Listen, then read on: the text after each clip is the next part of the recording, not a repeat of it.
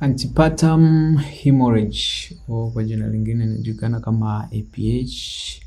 Ante means before, partum means delivery, hemorrhage means bleeding or excessive bleeding or uncontrolled bleeding, but in antepartum hemorrhage means bleeding. So antepartum hemorrhage means bleeding before delivery, or you can say bleeding during pregnancy. So antepartum hemorrhage is the vaginal bleeding that occur after 28 weeks of pregnancy up to the end of the second stage of labor.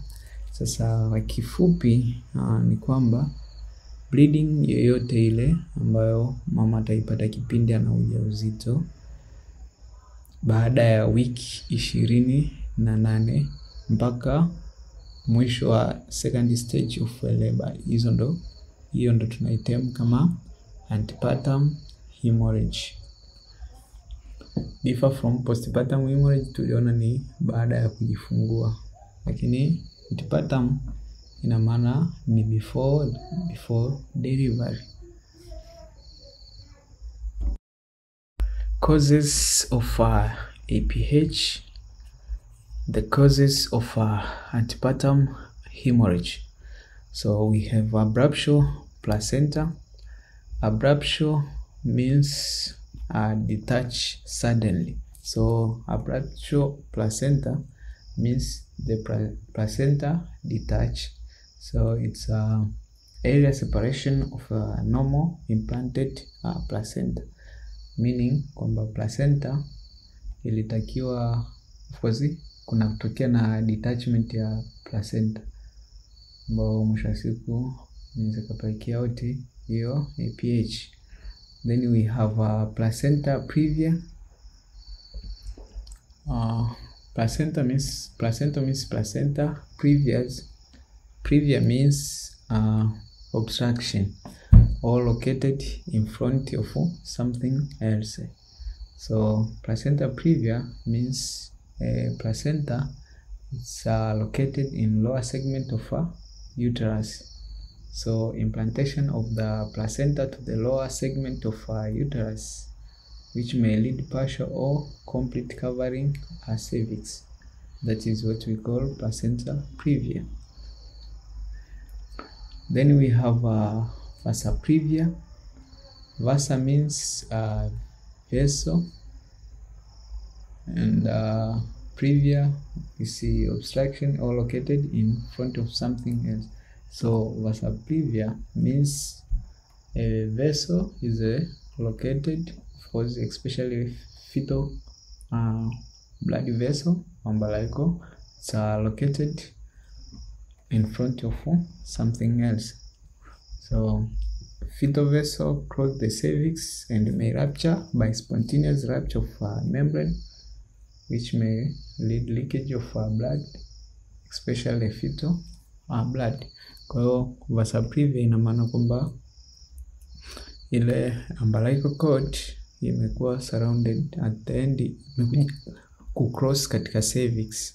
Sasa inapo cross katika cervix, kunapokuja kutokea na either manual rupture of membrane, ina maana kwamba kunaweza kutokea na fetal, ile na yenye rupture kutokea na fetal blood. Then tuna uterine rupture, pa ina maana kunatokea na rupture of uterus. Tutakuja tuone either risk factors zinazopelekea rupture of uterus, ambao moja hapo ina maana ni increase or overdose of oxytocin. Then tuna other unclassified, wanaweza kusema local causes, ambao tuna cervical polyps. Ina maana kukiwa na his polyps katika cervix, na zenyewe zinaweza zikaleta hizo intrauterine bleeding, ambao katika kama in case kama mama na mimba, ina maana kaleta APH. Vile inaweza kuwa ni infections au trauma. So causes of APH, it's divided. We have abruptio placenta, so detachment of placenta, placenta previous, so implantation of placenta to the lower segment of uterus. We have vasa previous ambapo tunaona vasa ina maana it's 22 hours. Obstruction or located in front of something else. Uterine rupture and the other unclassified causes. Sasa hizi causes tutaanza kujifunza moja baada ya nyingine katika next sessions. Kwa tutaona abruption placenta in details, risk factor, of course differential, clinical features, investigation and management. So hizi zote tutajifunza ni topic by topic. Abruption, placental previa, vas, uterine rupture, all. Sasa tumeona causes for IPH, tumeona kuna abruption placenta. Sasa katika abruption placenta ina maana inaoccupy 22% ambao katika cases ambazo zinapatikana, ambao normal kama ambavyo unavyoona placenta ilivyokuwa, attachment of placenta normal kama unavyoiona. Sasa kunapotokea na detach ya hii placenta ndio tunapata abruption placenta. Sasa ndio unaona kama hivi placenta detach. Kwa hiyo this is what we call abruption placenta. Kwa hiyo one of our clinical features ina maana mama ata bleed, of course yatakuwa na ya vaginal bleeding au inaweza ikasil kabakia, lakini atakuwa na bleeding during pregnancy. Then tuna placental previous ambao tulivyoona kwamba kwa normal ndio kama unavyoona. Then katika placental previous ina maana unakuja kuona kwamba kuna abnormal, of course not abnormal, ila implantation of placenta it's outside. Kwa imeenda kuji-implant katika lower segment of uterus. Kwa mwisho siku nenye inaweza kapelekea bleeding.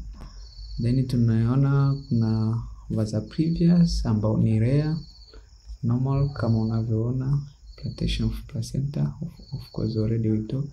Sasa katika vasa previous unaona kabisa kwamba ina maana ile umbilical cord of course inakuwa uncovered, lakini imepass through the cervix here, ambao mwisho wa siku kukitokea na of course manual rupture of membrane, na maana inaweza kapelekea fetal bleeding. Maana ikafanyaje kukawa na rupture ya hizo pezo.